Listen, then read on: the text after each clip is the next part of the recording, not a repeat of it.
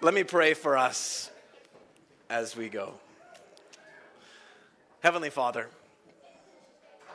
you are awesome. You are the God who speaks to your children. You love us. You actually put your spirit inside of us. You don't want to leave us shells. You want to fill us, revive us, refresh us. Give us the identities that we hunger for. You want to restore us in who we are because of who you are. So now as we come to your word, we ask that you would open our eyes, enable us to see, open our ears, enable us to hear, that we might be transformed. In the name of Jesus we pray. Amen. In 1988, I was just a kid, not interested in politics at all, but there was a statement made that year, so big, so outlandish, that I even remember joking about it as a kid. It was American elections, and the race was close between George H.W. Bush and some other guy, and then George came out with this catchphrase, "Read my lips. No new taxes." Come on, you old people. Where were you? You failed me there. It was exactly what the people wanted to hear. And the statement put Bush over the top. 2 years later, however, life had happened. Surprise, surprise. Taxes had been raised. David Letterman actually said the quote should be changed to, "Read my lips. I was lying." Which, of course, he was. Time magazine actually wrote an article telling about how Bush's speechwriter had crafted this catchphrase very intentionally. So the polls had concluded that everybody thought taxes were going to go up regardless of who got elected. It was that kind of a financial situation. And the competition had already made the statement, tax raises as a last resort. So Bush needed something better. And the speechwriter wagered that since everybody knew taxes were going up, what they really wanted to know was, quote, who would rather see their kids burned in the street than raise them? And of course, that was the point behind the lie. Bush bought in, and so did the American people. The rest is history. So, interactive worship time. We're going to start with a little bit of discussion. With the person beside you, turn around, make a group of 4 or 3, and we've got 3 questions that are going to go up on the screen. If you can put those up there now, that would be awesome. So 2 minutes, turn around. If you are in a group of 6, that's too big. So 2 groups of 3, and everybody gets a chance to talk. You got 2 minutes to discuss these 3 questions. Go.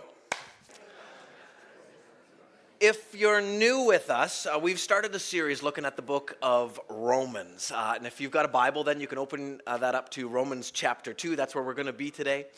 John Calvin actually said, he's a great reformer, if we gain a true understanding of Romans, we have an open door to all the most profound treasures of Scripture. In other words, if you get Romans, you get Christianity. So this is a pretty incredible text, an important book. And here's where we are in it right now. So chapter 1, I gave us a little bit of an introduction at the beginning. And then from verse 18, chapter 1, verse 18, all the way to the end of chapter 3, Paul is arguing that everyone is a sinner who needs salvation. And we're right in the middle of that today, so hold on to your socks, all right? That's what you can expect to hear. Would you stand with me as we come before God's word? Hear now the word of the Lord. Romans chapter 2, starting in verse 1. You, therefore, have no excuse, you who pass judgment on someone else. For whatever point you judge another, you are condemning yourself, because you who pass judgment do the same things. Now, we know that God's judgment against those who do such things is based on truth. So when you, a mere human being, pass judgment on them and yet do the same things, do you think that you will escape God's judgment? Or do you show contempt for the riches of his kindness, forbearance, and patience, not realizing that God's kindness is intended to lead you to repentance? But because of your stubbornness and your unrepentant heart, you're storing up wrath against yourself for the day of God's wrath, when his righteous judgment will be revealed. God will repay each person according to what they've done. Verse 12. All who sin apart from the law will also perish apart from the law. And all who sin under the law will be judged by the law. For it's not those who hear the law who are righteous in God's sight, but it's those who obey the law who will be declared righteous. Indeed, when Gentiles who do not have the law do by nature the things required by the law, they are a law for themselves, even though they do not have the law.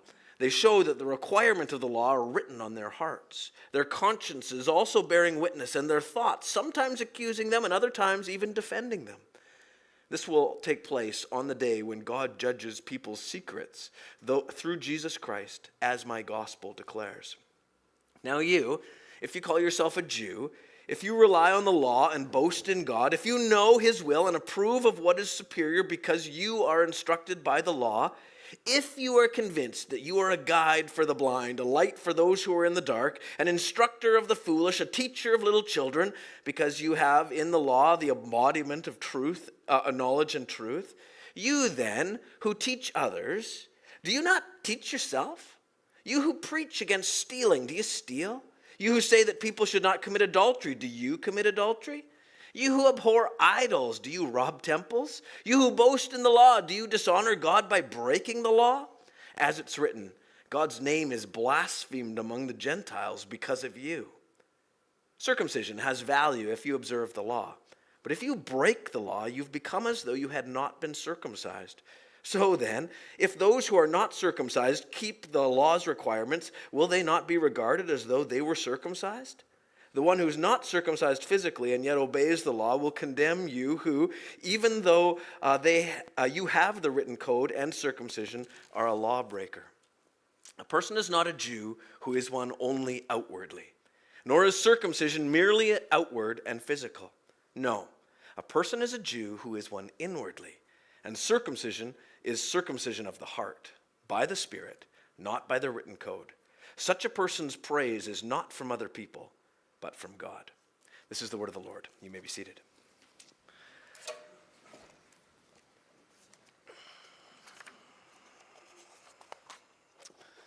So Romans 2 is one of those shocking chapters that people who read it, like us, don't enjoy. And that's because it's about us, right? So Paul tells us three things, and this is your outline if you're taking notes. So religion fails because the heart of the law is terribly beautiful, and therefore every human needs a new heart. Religion fails because the heart of the law is terribly beautiful, and therefore every human needs a new heart. That's where we're going. So first of all, religion fails. Verse 1 starts with Paul saying this: you may think you can condemn such people, but you're just as bad, and you have no excuse. When you say they are wicked and should be punished, you're condemning yourself. For you who judge others do the very same things. And you probably noticed that this text starts with talk about such people. And that's because Paul is actually pointing back to something he just talked about at the end of chapter 1. And we touched on this last week, didn't dig in too deeply. But in chapter 1, Paul's talking about people who know the truth of God, but suppress it, right? So they know God is real, but they suppress this truth. They refuse to make God in their lives. And Paul says when we do this, God actually hands us over to serve and to become slaves of the sins that our hearts desire. He actually hands us over to these things. And there's actually two parts to this handing over. So there's a handing over to sinful action, and there's a handing over to a sinful heart, motivation, thought, that kind of a thing. And the action part is actually highly controversial right now because it talks about sex.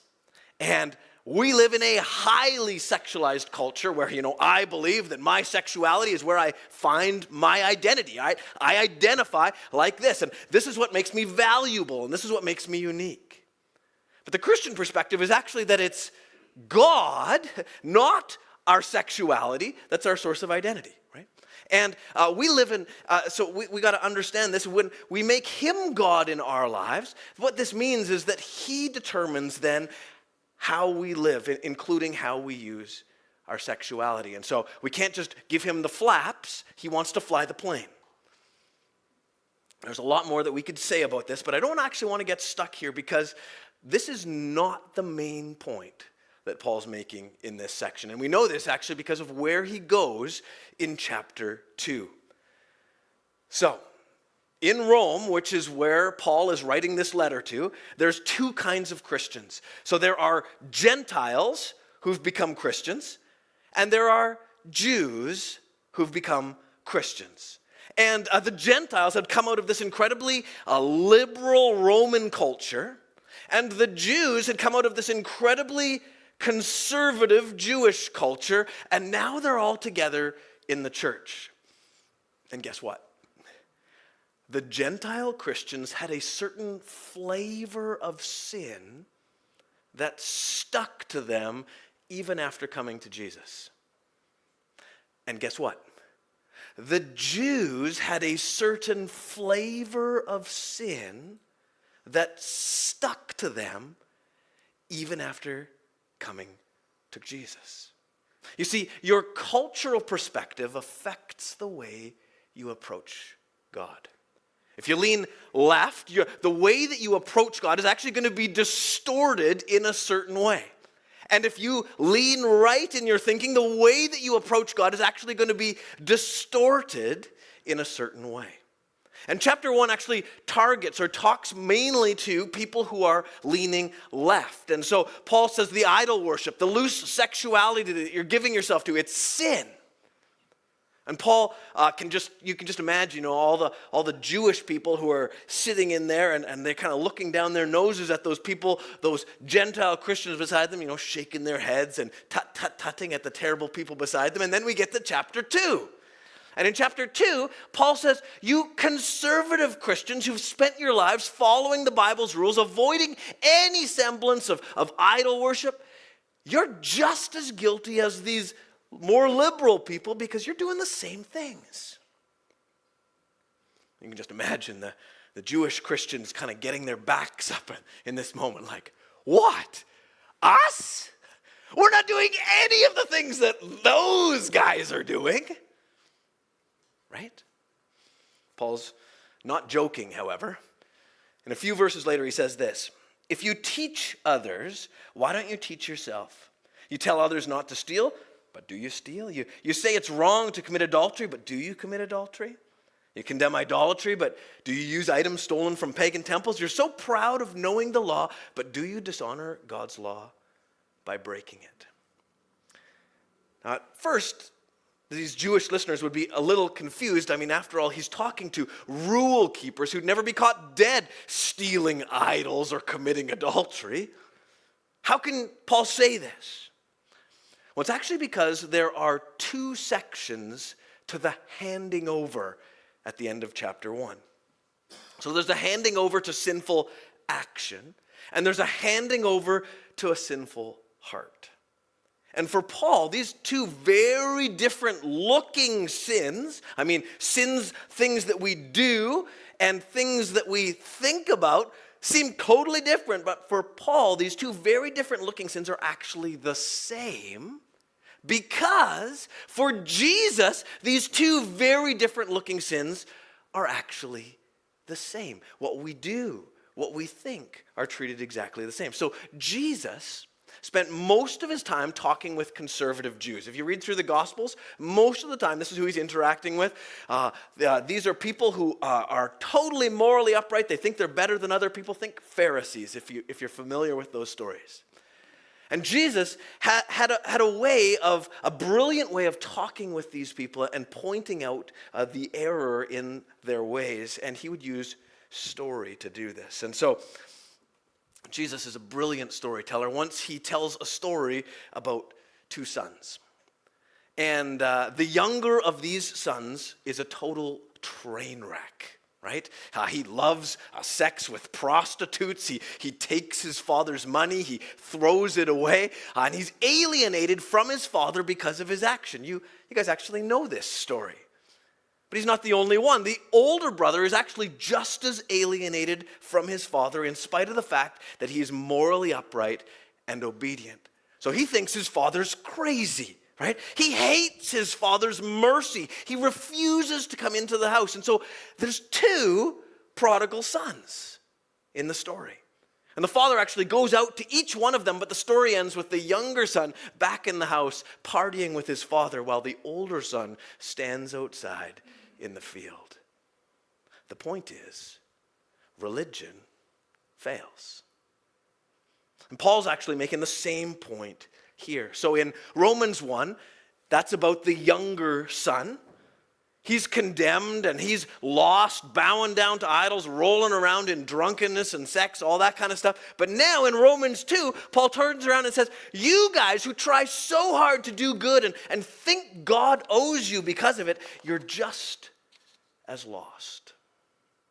Now, why does religion fail like this? Why doesn't trying to be good work? The reason, according to Paul, is because the heart of the law is terribly beautiful. The heart of the law is terribly beautiful. So in verse 12, Paul says this, when the Gentiles sin, they'll be destroyed, even though they never had God's written law. And the Jews who do have God's law will be judged by that law when they fail to obey it. In other words, everyone's getting judged, and the judgment is going to be that you come up short. Everyone gets judged like this. This is true for those who never had God's law and those who had God's law and tried to keep it. So both sides of this, it's just terrible, this judgment. It all comes up short. And Paul says people who never knew anything about God and therefore lived their own way are going to be judged and they're going to be found wanting. And we hit on that back in chapter 1 because God's invisible qualities can be seen in creation. And then those who knew everything about God and tried to follow him are going to be judged and found wanting. And the reason is that the heart of the law is terribly beautiful. So what's the heart of the law, God's law? Well, first of all, it is something internal. So here's a funny thing. When religious people, kind of look around, see if you find any of those, all right? When religious people look at Romans chapter 1, the first thing that often gets noticed, if you read through chapter 1, is how Paul calls out the sexual sin as a big deal. And if you read chapter 1, you're going to get caught on that for sure. And it is a big deal. But what gets missed then is that he spends a lot more time talking about how God hands us over to our sinful hearts than our sinful actions. So chapter 1 ends like this. God abandoned them to their foolish thinking. This is that handing over, right? Abandons them, lets them have the things that their hearts desire, and let them do things that should never be done. Their lives became full of every kind of wickedness. Let's hear what this wickedness is. Sin, greed, hate, envy, murder, quarreling, deception, malicious behavior, and gossip. They're backstabbers, haters of God, insolent, proud, and boastful. They invent new ways of sinning. They disobey their parents. They refuse to understand. They break their promises, are heartless, and have no mercy. Those are the sins. That's quite a list, right? Those are the sins that Paul says religious people are just as guilty of committing as irreligious people. And notice a couple of things here. So first of all, that the actions that get listed are all over the board. So there are actions as well as thoughts in here, but they're all over the board. So it's like Paul says, I want all the murderers and rapists and people who've ever disobeyed their parents on this side of the room. All right? All of you guys are the troublemakers. And so, everybody kind of shuffles over there, right? Wow! That's a bit extreme. Every sin is against the heart of God. But then notice that most of the sins aren't actions at all. So greed and hate and envy and pride along with deception. So that's twisting the truth, whether you're a politician or not. All right? heartlessness. That's not being able to put yourself in someone else's shoes. That's heartlessness. Mercilessness. That's not giving someone a second chance when they hurt you. I mean, is that even a sin? I thought, isn't mercy just some optional thing you can give out if you're feeling particularly charitable? Paul doesn't think so. These are the sins religious people are guilty of just as much as irreligious people. And again, Paul's not making this stuff up. He's following Jesus' lead. So Matthew 5, 6, and 7, Jesus lays out the most comprehensive picture of what it means to follow him. It's something called the Sermon on the Mount, if you're familiar with that. And Jesus' big point in this whole sermon is to show what God wants from us. What does it mean to have a relationship with God? And he wants to show us the heart of the law. The Jewish law is very much part of the Sermon on the Mount. And so Jesus says things like this: you've heard that it was said, you shall not kill or you shall not murder. And most of us are saying, yeah, what a great person I am. Yeah, I haven't done that. And then Jesus makes it clear that God actually isn't looking for non-murderers. All the non-murderers out there, you're with me. He's not actually looking for that. He's got a different standard. And so Jesus says this: our ancestors were told you must not murder. If you commit murder, you're subject to judgment. But I say, this is Jesus speaking, if you're even angry with someone, you're subject to judgment. Same word there. If you call someone an idiot, you're in danger of being brought before the court. And if you curse someone, you're in danger of the fires of hell. This is God's heart. God's standard is way high. I mean, the reason I get angry is because you do something to me, right? You deserve it when I get angry, right? Nobody gets angry for no reason, right? They deserve it. They really are an idiot, right? Just being truthful. Isn't truth important? Or when a politician lies, they need to be helpfully canceled, right? So they can understand their mistakes. When I lie, I need a bit of slack. Theologian Skye Jethani tells a story about a time that he was teaching a class on the Sermon on the Mount at a Christian university. And he asked his students actually to raise their hand if they thought Jesus actually wants us to live the way he talks in the Sermon on the Mount. And kind of like happens here often in church, nobody raised their hand.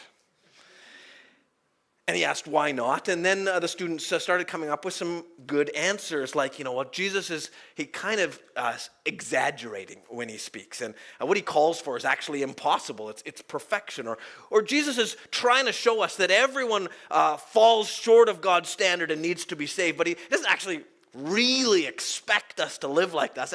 It wouldn't be practical, right? Or it'd be foolish, actually, to try to live like this. Turn the other cheek.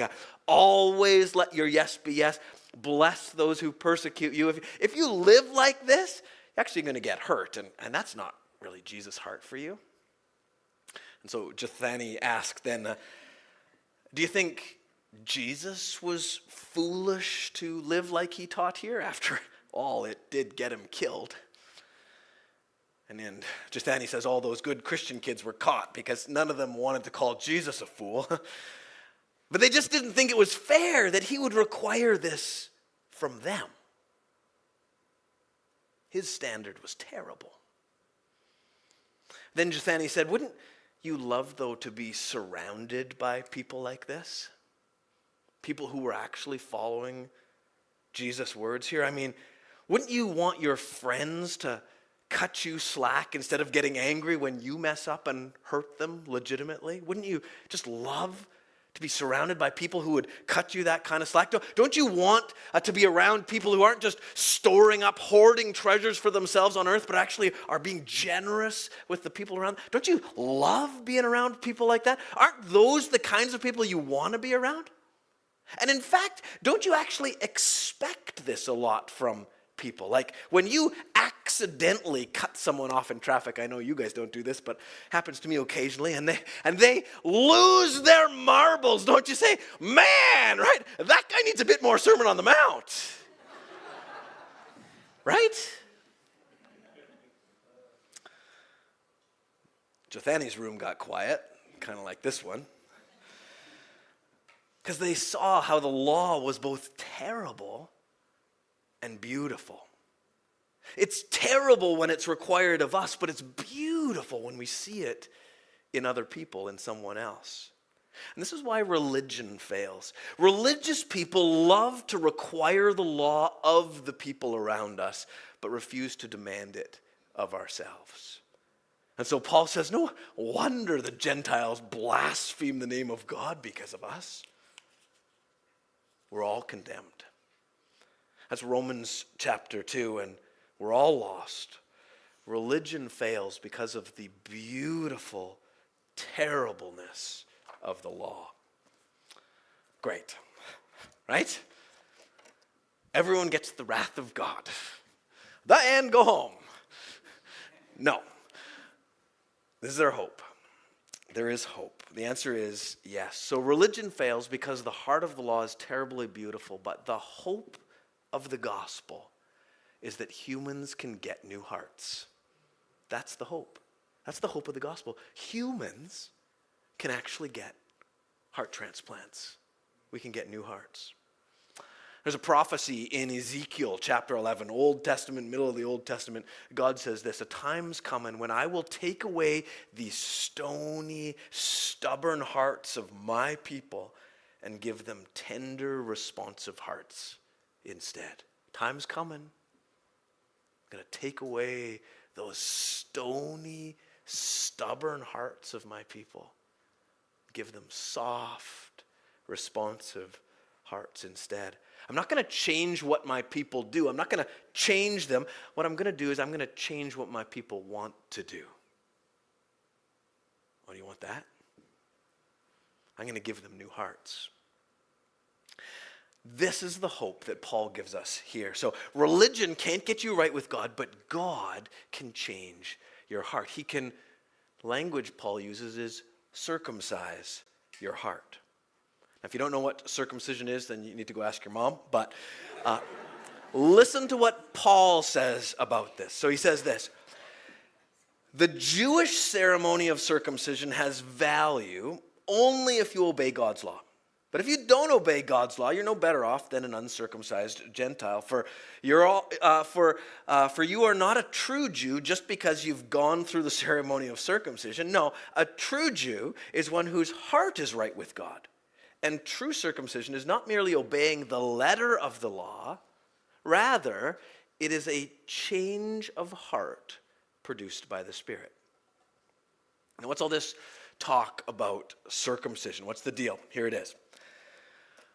When God entered into a relationship with Abraham, way back at the beginning of the Bible, he said, I want to be your God and I want you to be my people. You and your family, I want you to be my people. I want to have a relationship with you. And the sign of this relationship will be circumcision. Circumcision was the sign that Abraham had this intimate relationship with God, kind of like how a baptism is a sign of being a Christian today. When we get baptized, it's a sign to the people around us that we're Christians today. Now, we get the baptism picture, right? Like in baptism, you go under the water, you're dying to your old self, to the lusts of your flesh, so those kind of things. And then when you come out of the water, you're being raised to new life with Christ, dying with Christ, being raised to new life. We get that picture. But what's up with the picture of circumcision? What does it mean? Well, think about it. Don't think too much. Why does God choose circumcision as the sign of this? The sign of this intimate, personal, covenantal relationship with his people. It's because of the way covenant worked in the Old Testament. Covenant. So we don't do covenants today very often. We sign contracts, right? But people didn't sign covenants in the Old Testament. They acted them out. So, and the covenant stipulated that if you follow the rules, then you reap the blessing of the covenant. But it's actually very, very parallel to a contract, right? So if you sign a contract with Bell, right, you're getting the privileges or the blessings of that contract. You get a new cell phone, right? But then on the other side, it says, if you break the covenant, what you're saying is I'm embracing or calling onto myself all the curses of the covenant. And if you break a contract, you get the curses of a contract. They cut your phone off, right? But they didn't sign these in the Old Testament. They acted them out. So if you were signing or if you were creating or cutting a covenant with someone, you would actually do something like throw dust on your head, for example. And you'd be saying, if I break this covenant, may rocks be thrown on my head. Right? A picture of it. It's not actually happening there, but people get the idea. Oh, yeah, that's what you're inviting. Or you would cut an animal in half. And you walk between it and you'd say, if I break this covenant, may I be torn in half like this animal. That's what you're saying. You act out the curse of breaking the covenant. And this is the circumcision picture. It's this statement. God, if I disobey your covenant, may I be cut off from you and your blessing. That's the picture of circumcision. Now, this begs the question, did Abraham obey the covenant? Did any of Abraham's family, the people of God, obey the covenant? Have you read the Old Testament? No, not any close. None of them. So why does God have any people then? Why aren't all of God's people cut off? We get this answer in the New Testament. So Paul's going to go there in Romans, but let me show it to you today from Colossians, where Paul's talking about the cross, and he says this. When you came to Christ, you were circumcised, but not by a physical procedure. Christ performed a spiritual circumcision, the cutting away of your sinful nature. You were dead because of your sins, and because of your sinful nature was not yet cut away. Then God made you alive with Christ, for he forgave all your sins. He canceled the record of the charges against us and took it away by nailing it to the cross. So what Paul's saying is that on the cross, Jesus actually performed a spiritual circumcision on us by nailing our broken covenant to his cross, right? So this means Jesus got cut off. Isaiah 53 prophesies this, saying, he was cut off from the land of the living. For the transgressions of my people, he was punished. On the cross, Jesus says, my God, why have you forsaken me? Why? It's because Jesus was getting the curse of circumcision. He was being cut off, and it was bloody and violent, and Jesus got what we deserve. But Colossians 2 doesn't end there. It says, God made you alive with Christ. In other words, when we receive what Jesus does for us, we don't just get an example to follow, we actually get a circumcised heart. So something actually happens in us. It's not just making a decision. There's something that Jesus actually does in us when we come to Christ. We don't just get an example to follow, but actually a circumcised heart. God doesn't change what we do. He begins changing what we want to do. That's from a circumcised heart. The other side of this is that everyone who comes to Jesus comes as a sinner in need of salvation. Everyone. Whether your sins lean to the left or to the right, it's totally irrelevant. We're all equally in need of a new heart. And so then, because the judge of the world was judged on our behalf, we're actually empowered. Part of this circumcised heart that begins changing the things that we actually want to do, part of that is that we're empowered to stop judging each other. We can actually look out at each other and love each other. Gentile Christians, Jewish Christians. We're just Christians under Christ. So friends, don't trust in religion. Religion only works for good people. And none of you guys are that. right? No one. What we need is a new heart. And this happens when we meet Jesus, when we see what he's done on our behalf. It changes our desires. We don't have to follow the law. There's no condemnation when we fail. Paul's going to go there. But we want to obey the law. We want to please God. We want to love our neighbors because Jesus has won our hearts. Have you met that Jesus? Friends, let the beauty of the gospel change your heart. Feed into that change that you feel in there, that desire where you actually want to please God. Feed that desire. Feed it. Help it to grow. The God of the universe was cut off so you could be grafted in.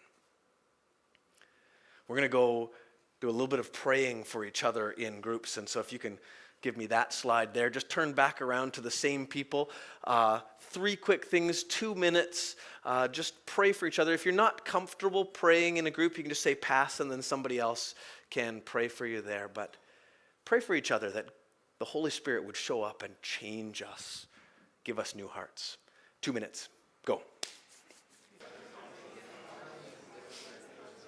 Heavenly Father, we come before you as your children, and we come as people who need our hearts to be transformed. You see us. You see us broken, and when you looked at us, you realized with us there was no other option. The only thing that would work for people like us is that you would come and die in our place. For us, there was no other hope, no other hope. But you loved us so much that it was your joy to do this. Jesus, create in us clean hearts today.